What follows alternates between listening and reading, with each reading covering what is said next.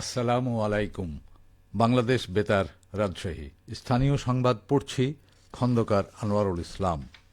Aspire to innovate programme তথ্য ও যোগাযোগ প্রযুক্তি বিভাগের উদ্যোগে রাজশাহীতে ডি নথির ফিচার সম্পর্কে অবহিতকরণ ও কার্যক্রম বৃদ্ধি সংক্রান্ত কর্মশালা চলছে। প্রাইমারি টিচার্স ট্রেনিং ইনস্টিটিউট পিটিআইতে এই কর্মশালা আজ সকাল ৯টায় শুরু হয়। কর্মশালায় প্রধান অতিথি হিসেবে উপস্থিত ছিলেন রাজশাহী বিভাগীয় কমিশনার জনাব খন্দকার আজিম আহমেদ এনডিসি। অনুষ্ঠানে সভাপতিত্ব করেন অতিরিক্ত বিভাগীয় কমিশনার উন্নয়ন ও আইসিটি জনাব মোহাম্মদ রেজাউল আলম সরকার। প্রাথমিক ও গণশিক্ষা উপদেষ্টা অধ্যাপক ডাক্তার বিধান রঞ্জন রায় পোদ্দার নাটোরে পৌঁছেছেন। প্রাথমিক শিক্ষার মানোন্নয়নে জেলায় আজ দিনব্যাপী বিভিন্ন কর্মসূচিতে তিনি অংশগ্রহণ করছেন। বর্তমানে তিনি বড়াইগ্রাম উপজেলার বড়াইগ্রাম সরকারি প্রাথমিক বিদ্যালয়ে রুম টু রিড এর কার্যক্রম পরিদর্শন করছেন। তিনি শিক্ষার্থীদের সাথে মতবিনিময় করছেন। প্রাথমিক ও গণশিক্ষা মন্ত্রণালয়ের সচিব আবু তাহের মোহাম্মদ মাসুদ রানা, প্রাথমিক ও গণশিক্ষা অধিদপ্তরের মহাপরিচালক আবু নূর মোহাম্মদ শামসুজ্জামান এবং অধিদপ্তরের পরিচালক policy and operation Mohammad Kamrul Hasan সফরসঙ্গী হিসেবে উপস্থিত আছেন। উপদেষ্টা দুপুর ২টায় নাটোর জেলা পরিষদ মিলনায়তনে নাটোর জেলাধীন প্রাথমিক বিদ্যালয়সমূহের প্রধান শিক্ষক ও প্রাথমিক শিক্ষা সংশ্লিষ্ট কর্মকর্তাদের সাথে প্রাথমিক শিক্ষার মান উন্নয়নে করণীয় বিষয়ে মতবিনিময় সভা করবেন। বিকেলে তিনি উত্তরা গণভবন পরিদর্শন শেষে রাজশাহীর উদ্দেশ্যে নাটোর ত্যাগ করবেন। নওগাঁ সমাজসেবা বিভাগের রক্ষণাবেক্ষণ, সংস্কার ও মেরামত সংক্রান্ত কমিটির সভা অনুষ্ঠিত হয়েছে। আজ সকালে জেলা প্রশাসকের সম্মেলন কক্ষে অনুষ্ঠিত সভায় সভাপতিত্ব করেন জেলা প্রশাসক মোহাম্মদ আব্দুল আওয়াল। সভায় সরকারি শিশু পরিবার এর ডরমিটরি ভবনের দ্বিতীয়, তৃতীয় ও চতুর্থ তলার সংস্কার কাজের বিষয়ে আলোচনা হয়। এছাড়া আত্রাই উপজেলা সমাজসেবা কার্যালয়ের সংস্কার ও মেরামত করার সিদ্ধান্ত গ্রহণ করা হয়। উন্নয়ন কাজসমূহ বাস্তবায়নের জন্য স্থানীয় সরকার প্রকৌশল অধিদপ্তর প্রয়োজনীয় ব্যবস্থা গ্রহণ করবে বলে সিদ্ধান্ত হয়। সভায় সমাজসেবা অধিদপ্তরের উপপরিচালক নূর মোহাম্মদ, নওগাঁ স্থানীয় সরকার প্রকৌশল অধিদপ্তরের নির্বাহী প্রকৌশলী তোফায়েল আহমেদ ও অন্যান্য সদস্য উপস্থিত ছিলেন।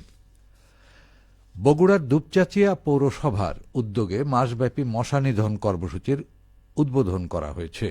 গতকাল উপজেলা স্বাস্থ্য কমপ্লেক্সে এই কর্মসূচির উদ্বোধন করেন পৌর প্রশাসক উপজেলা নির্বাহী অফিসার শাহরুখ খান। এ সময় সাবেক পৌর মেয়র, উপজেলা বিএনপির সাবেক সাধারণ সম্পাদক জাহাঙ্গীর আলম, উপজেলা স্বাস্থ্য ও পরিবার পরিকল্পনা কর্মকর্তা ডাক্তার শামসুন নাহার উপস্থিত ছিলেন। অনুষ্ঠানে বক্তারা বলেন, চলমান কর্মসূচির অংশ হিসেবে পৌরসভার ৯টি ওয়ার্ডে মশা নিধন কর্মসূচি হাতে নেওয়া হয়েছে। এর অংশ হিসেবে মশার লার্ভা উৎপত্তি স্থলে মৌষধি স্প্রে করা হবে। মশার লার্ভা নষ্ট ও মশা নিধনে পর্যায়ক্রমে কার্যক্রম অব্যাহত রাখা হবে। কেবল চাকরির পেছনে না ছুটে নিজেই উদ্যোক্তা হয়ে ভাগ্য ফিরিয়েছেন রাজশাহীর বহু বেকার যুবক। বিশেষ করে গরুর খামার করে তারা দাঁড়িয়েছেন নিজের পায়ে। গরু পালন করে পরিবারে নারীরাও এনেছেন সচ্ছলতা। এ নিয়ে শুনুন আমাদের রাজশাহী জেলা সংবাদদাতার প্রতিবেদন। রাজশাহীর পবা উপজেলার রণহাটি গ্রামের জাহিদ হাসান চাকরির আশায় বসে না থেকে নিজেই উদ্যোক্তা হয়েছেন, গড়ে তুলেছেন গরুর খামার। সারা বছর গরু মোটা তাজা করে কোরবানির আগে বিক্রি করেন চড়া দামে। সকালে একবার লেগে খাবার দিই, খাবার দেওয়ার পরে ছিটানে দিই যেন সম্পূর্ণ খাবার খেয়ে নেয়।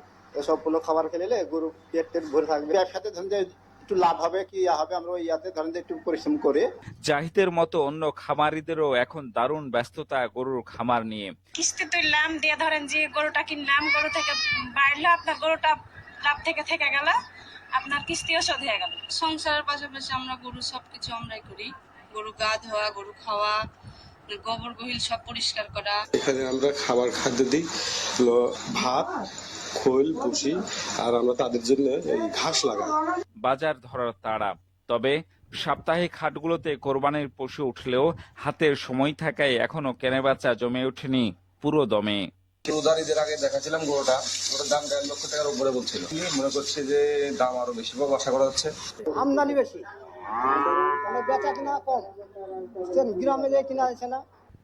এদিকে রাজশাহী জেলা প্রাণী সম্পদ কর্মকর্তা আতোয়ার রহমান জানিয়েছেন, প্রতিটি উপজেলায় গরু মোটাতাজাকরণে খামারিদের প্রশিক্ষণ সহ নানা পরামর্শ দেয়া হচ্ছে। কুরবানিযোগ্য গরু লালন পালনের জন্য সারা বছর ব্যাপী আমাদের যেটা উপজেলা যে প্রাণী সম্পদ দপ্তর হাসপাতাল আছে, এখান থেকে প্রশিক্ষণের ব্যবস্থা করা হয় এবং তারা প্রশিক্ষণ নিয়ে মোটামুটি তারা কুরবানিযোগ্য গরু করতে সক্ষম হয়েছে।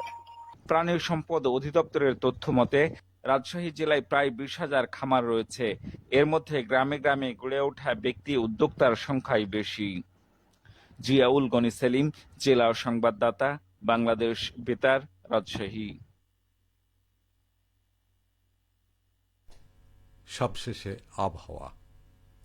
আজ দুপুর 12টায় রাজশাহীতে তাপমাত্রা ছিল 35 ডিগ্রি সেলসিয়াস।